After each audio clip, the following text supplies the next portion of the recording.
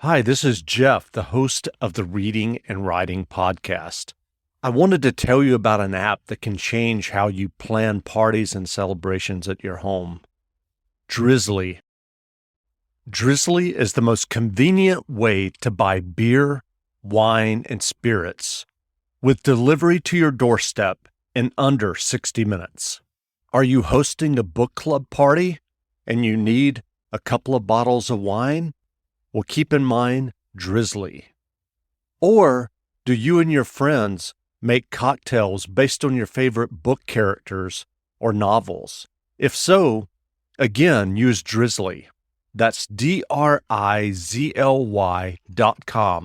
Drizzly is the #1 app for alcohol delivery. Again, that's Drizzly, DRIZLY.com. And right now, if you act, Drizzly is giving every new customer $5 off their first order. Just use the promo code FAST5 at checkout. Family. It looks a little different for everyone. For some, it's mom and dad. For others, roommates who feel like family. And for others, it's your significant other, their golfing buddies, your children, a high school soccer team starting lineup, and oh look, they're all taking you up on the offer to stay for dinner, really testing the limits of that phrase, the more the merrier. But no matter where you call home, Geico makes it easy to bundle and save on home and car insurance. Easier than making 3 frozen pizzas and assorted frozen veggies into a cohesive meal. Welcome back to the Reading and Writing Podcast. My guest today is mystery writer S.J. Rozan. Rozan's latest novel, Family Business, is the most recent novel in the Lydia Chen Bill Smith series. She has won multiple awards for her fiction, including the Edgar, Seamus, Anthony, Nero, and McCavity, the Japanese Maltese Falcon, and the Private Eye Writers of America Lifetime Achievement Award. S.J., welcome to the podcast. Well, I'm glad to be here. Thank you. Thank you so Absolutely. much. Well, if someone hasn't yet heard about your novel, Family Business, how would you describe the novel? And also, if someone listening hasn't read your Lydia Chen Bill Smith series yet, how would you describe the two main characters in the series? Maybe I'll take the second question first. Sure. Lydia and Bill are private eyes. Lydia is around 30. She is a Chinese-American woman. She lives in Chinatown, New York City, Chinatown, Manhattan, with her mother. Her 4 older brothers pay the rent, and she's there to help her mother sort of look after her mother, although her mother would say she's there to look after Lydia. Bill is a little more than 10 years older. He's your classic white male, iconic private eye. He is as cynical as Lydia is cheerful, and they are partners. Lydia's books, and I alternate as narrators, each of them from book to book. Lydia's books tend to be more Chinese oriented, and a lot of them take place in Chinatown. One of them took place in Hong Kong. Bill's books are more, they tend to spread around New York City. This is a Lydia book, Family Business, and it's about the things that go on in families, but family gets defined rather broadly. The book is about, because it's a New York book, it's about crime and real estate, which in New York are often the same thing, or at least interrelated. Real estate is involved in everything we do here. And this book it opens with a Tang leader dying of natural causes. And it goes on from there. Most of the book takes place in Chinatown or in one of the other Asian neighborhoods in New York. So that's how I would start it. And do you remember the original idea or impetus that led you to write Family Business? Yes, there is a serious threat to Manhattan Chinatown right now, which is the kind of joint dangers of gentrification and development. And I thought maybe I could make that clear by writing basically writing a book about it. So I wanted to write a book where development really threatened Chinatown, but it was more complicated than that. And that's where it came from. The opening setup is that this building that the Tom is in is the one holdout building in a parcel being assembled by a Chinese American developer to put up a huge building on a corner in Chinatown. And this is something that could happen. And I was a little appalled when I found out how really fairly simple it would be. So I went ahead and wrote this book, hoping that it by showing how easy it would be, I might be able to help it not happen. Well, you mentioned earlier that with this series and the two main characters that you kind of alternate the books, who is kind of narrating the book and the point of view. When you wrote the first Lydia Chen and Bill Smith novel, did you have that in mind, in the back of your mind, that you would write subsequent novels from a different point of view? Actually, I didn't. The first book I wrote, which was not the first book published because they did it in a different order, but the first book I wrote was a Bill Smith book, and Lydia was his sidekick. All the private eyes, when I started out, had sidekicks. They didn't when the private eye form began, but by the time I started writing, the private eyes all had sidekicks, and I figured that was good because that way they could, the private eye and the sidekick could converse, and the reader could sort of eavesdrop on what was going on. But I thought Lydia would remain Bill's sidekick until about halfway through that book, when it became clear to me that I had gone out of my way to create somebody as his sidekick who was different from him in every way and saw things differently. And it was a real waste of an opportunity to not see things through her eyes. And I began to get the feeling, this is where you get that woo-woo, it's a nutty writer thing. I began to get the feeling that she thought so too, and that she was willing to serve as sidekick in that first book. And then after that, she wanted a book where he was the sidekick. So I thought, okay, I'll do that. Once I did that, the publisher decided that, and I think this makes a lot of sense, there were a lot of iconic white male private eyes. There were no Chinese American female private eyes.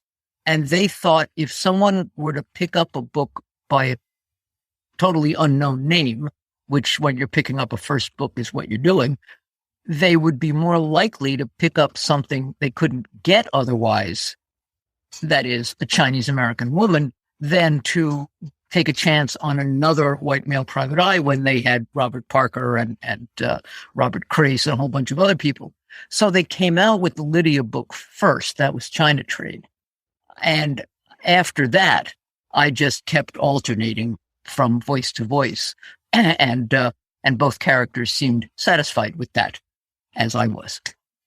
And I'm curious, do you remember discussing the idea of alternating the points of view in the novels with your original editor, what their thoughts were? No, because by the time all right, let me put it another way. The original idea led me to think I was writing two different series, that I would be writing the Bill Smith series and the Lydia Chen series, and each character would be the sidekick in the other guy's series. And my editor assumed that I was writing one series with alternating narrators. Got it. And he told that to my agent, and my agent told that to me. And I said, oh, that's a good idea. Sure, let's do it that way. And my agent went back to the editor and said, yeah, that's what she's doing. She's doing the alternating narrator series, a single series. And that's really how that happened. I did not have that discussion. My agent did. And I was, it seemed like a great idea, and which I did not have, but I was willing to go with it. If I had known at the time that no one had ever done it before, I probably wouldn't have done it either, because when I was writing when I started, the detective novel had been around for 150 years, the private eye novel for 80, maybe. And I would have thought that my elders and betters must have come up with this idea, and there must be some reason not to do it. So I wouldn't have done it if I'd known it hadn't been done. So that's this is an example of the kind of thing that can happen when your ignorance actually can be turned to your advantage. True. I'm curious with a long-term series like you have written, do you ever think about future novels ahead, or do you just write one book as it comes to you? Get the idea for the next book, a little germ of something, about 3/4 of the way through the book before. And if I don't have that germ by about 85% of the book before, I start to get nervous. I don't think further ahead. I don't think further ahead than that. Although if something came to me, if I were reading a newspaper article today about something in Chinatown, that I thought would make a great Lydia book, I would certainly make notes for myself. But the next book will be a Bill Smith book, and I'm doing the research for it now. And it came as an idea while I was writing Family Business. As long as I get them sort of a book ahead, that is fine. Like I say, anything tighter than that, it makes me nervous. And then people will say things. Like somebody asked me, I did an interview the other day, and one of the questions from the audience was, are you ever planning to send Bill and Lydia to Los Angeles? I thought, well, no, I hadn't thought of that, but that's an interesting idea. And, I'll put that in the back of my mind and see what happens. Also, New York now has 6 or 7, depending on how you count, Chinatowns in the boroughs as well as Manhattan. Right. And Lydia and Bill have barely scratched those. one of Lydia's brothers lives in one of them. Mm-hmm. And, there's a lot of kind of Asian content out there that I haven't really looked at. I'm going out to Queens today to get my COVID booster, and I'm going out very near one of those Chinatowns. So there's absolutely no reason not to stroll into that Chinatown and get some dumplings on my way home. And if something strikes me as really interesting, that may start the germ of the next Lydia book. But meanwhile, I have the Bill book to focus on. Sure. Well, what was your writing journey prior to getting the first book in the series published? Had you written novels before? What was your writing journey? Yeah, I had not. I was an architect, and when I was in high school, I always thought I would grow up to be a writer. And then in college, I swerved and studied film and photography. And then I went to graduate school in architecture. I practiced for years. I practiced for about 8 years at a really good firm. And that was my good luck, because I had a really good job. And the job was so good that when I realized I wasn't happy, I knew it wasn't one of those situations where you just say to yourself, I hate this place, I'm going to go out and get a better job. There really wasn't a better job, and I had no reason to hate this place. It was the profession. And the minute I thought of that, this little voice in the back of my head said, well, if I'm going to write a book, when am I going to be a writer? So I thought, all right, let me try that. And I started working on what would eventually become that first novel that then was published later in the series. But at the same time, I got about a third of the way through that. And 15 minutes could save you 15% or more. Wait a minute. I've heard that before. That's the note Jeremy wrote to me in my yearbook in the 6th grade. How'd you even know that? Because it's from Geico. Yeah, wait, here it is. Dear Luke, have a great summer. P.S. 15 minutes could save you 15% or more. Love, Jeremy. Geico's had this tagline for years because we help save people money. So wait, you're saying Jeremy copied you? Yeah, that actually does sound like something the J-Man would do. Geico. 15 minutes could save you 15% or more. I said to myself, I have no idea what I'm doing. I have no idea if this book is going to work out. I have no idea if it's even a book. I would like to write something that I can see the whole thing complete. I'm going to write a short story and see if I can sell it. And so I did. I stopped the book about a third of the way through. I wrote a short story. I sent it away to a thing called PI Magazine, which still exists but no longer takes fiction, but at the time they did. And they bought it.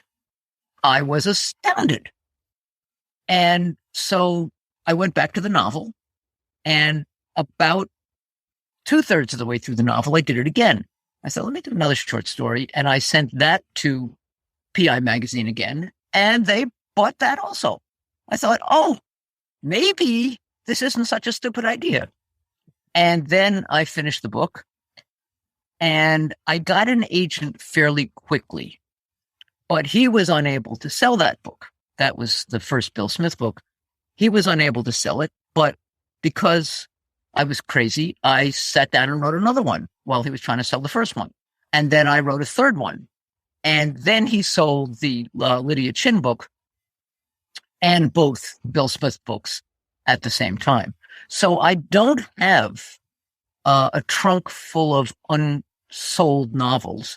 I do have one, which I wrote 6 or 7 years ago, maybe a little more, which is my big thriller set in Mongolia, which nobody seems really interested in. The readers do, but the publishers all start with, where is Mongolia? Or that's part of China, right? So it's kind of a problem. But that is my only unpublished in the trunk novel. And I have the Bill and Lydia books. There are now 14 of those.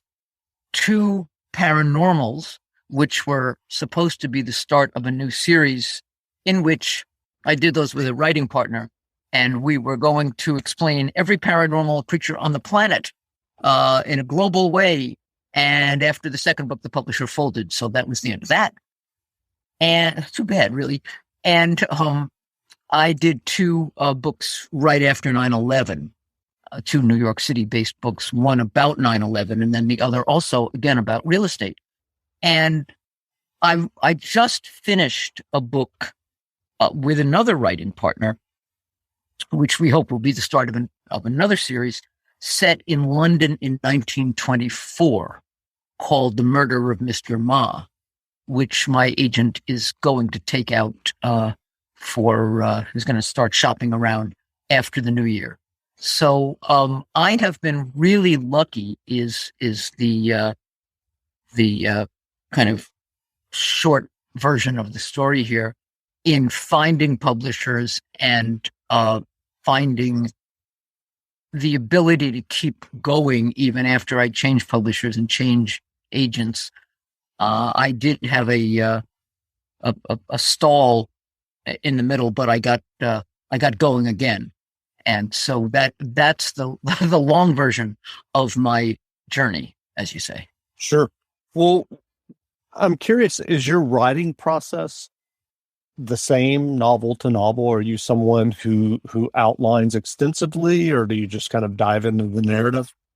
Yeah, I just dive in. I have an idea of what the point of the book is, of what the world the book is set in, and what I want to say about that world, as I did about the real estate world that in family business, that Chinatown is threatened, and that's a bad thing. But I don't know how I'm going to go about that. I also, in family business, wanted to bring in Lydia's family and the family that gets created in a tong or gang in an illegal organization, but one where nevertheless, people are close to each other and consider each other family. There's a whole bunch of things I was considering family in this book, and I wanted to talk about them all. But that was sort of all I knew. And then I started, and then I trust my subconscious at this point. Now, I've written 19 novels.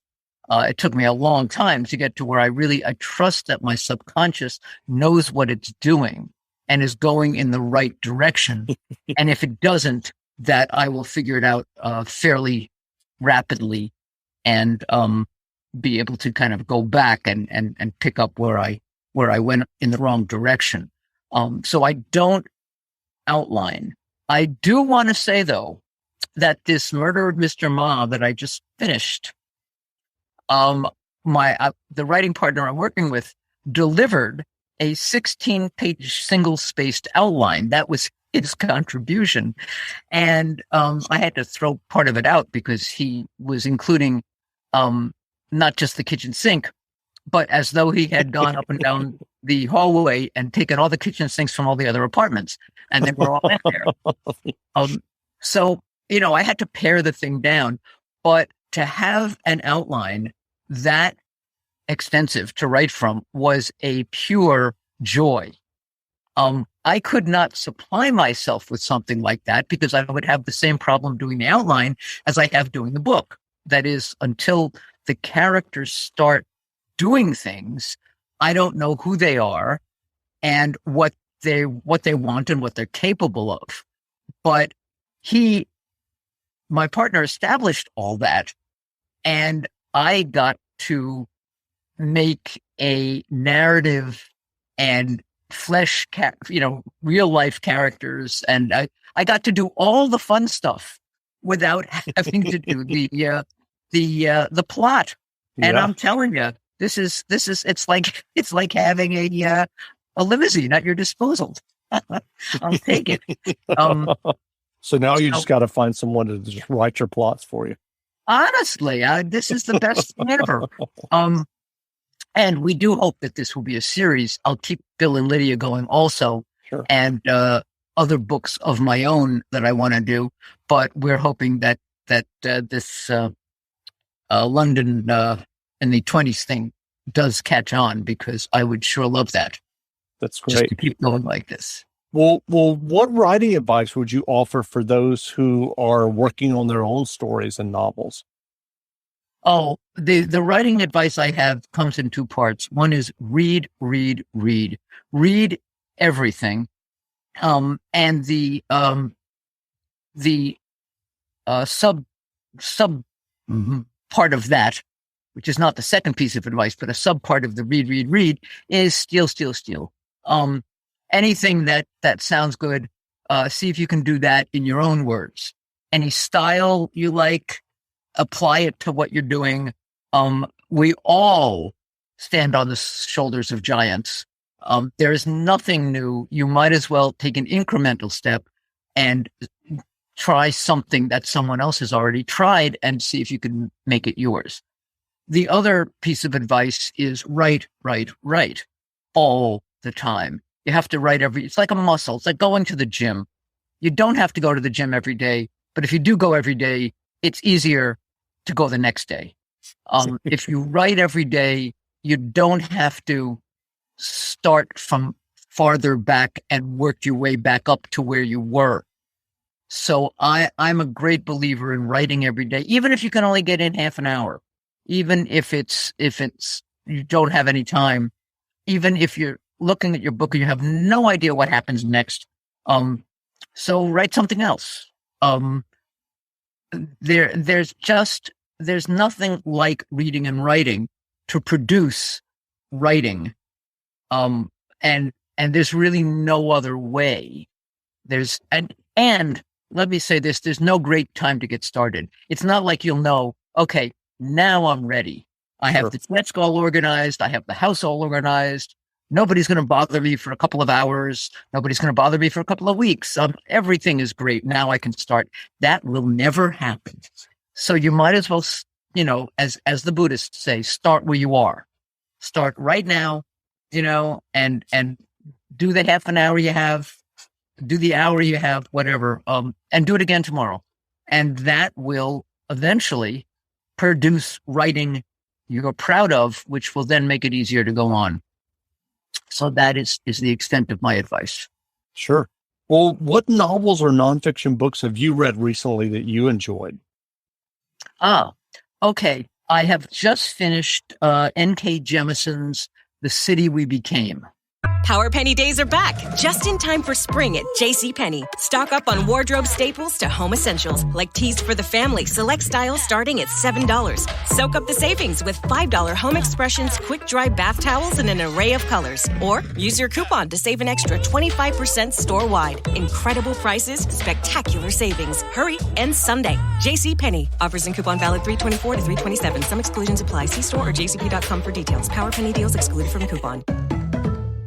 Geico presents Motorcycle Sounds. If you hear this, and within 15 seconds, you already know that it's a 6-speed cruiser with a wheelbase of 120 inches, a V-twin 2-cylinder engine with a max torque of 110 foot-pounds, a bright yellow body, black upholstery, chromed-out wheels, a nice clean fairing, and a big dresser in the back ready to tour, well, then you probably ride a motorcycle. So you probably know that Geico could save you even more when you bundle motorcycle with your home or car insurance. Geico Motorcycle. Save even more when you bundle. And I loved it. I have issues with it. There are things I would have done very differently, but what she did that is just jaw-dropping is the personification of New Yorkers. Of the moods of the different boroughs. It's very, very much a New York book, and I loved it. It just it really did it for me. I also read The City and the City, China Mieville, which I also loved. They're both speculative fiction, although The City and the City is almost not. That is, it could happen without any change in our physical reality. The City We Became couldn't, but they're both just terrific, and they're great for stretching the mind, which I really love to do. I'm about to start Naomi Hirahara's Clark and Division, which has been getting tremendous press everywhere. So I'm looking forward to that. And in terms of nonfiction, I recently read Isabel Wilkerson's Cast. She wrote The Warmth of Other Suns, which knocked me out when it came out. So now I've read Cast, which I also thought was terrific. So I don't have much reading time, and I like to make sure the book that I'm reading is worth it. And this year I've hit a nice little streak recently. So that's great. Well, where can people find you online if they want to learn more about you and your novels? They can go to www.sjrozan.net, not .com, .net.